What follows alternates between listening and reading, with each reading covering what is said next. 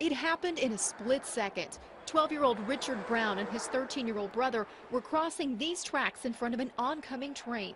Richard's brother made it across, but Richard slipped on the wet tracks. He was unable to get up. The engineer of the train was unable to stop.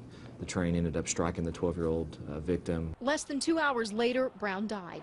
Investigators from South Kansas and Oklahoma Railroad spent the day combing the scene and examining black box data from the train.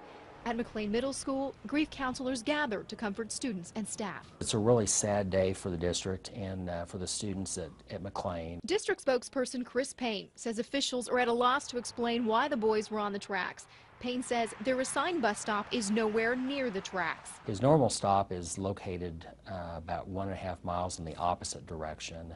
It doesn't change what happened today, and that's what is really unfortunate. We just feel really badly about that and not sure exactly why he was going to this other stop. Payne says TPS is erring on the side of caution and taking a closer look at all of its bus stop locations. This particular crossing is a heavily traveled section.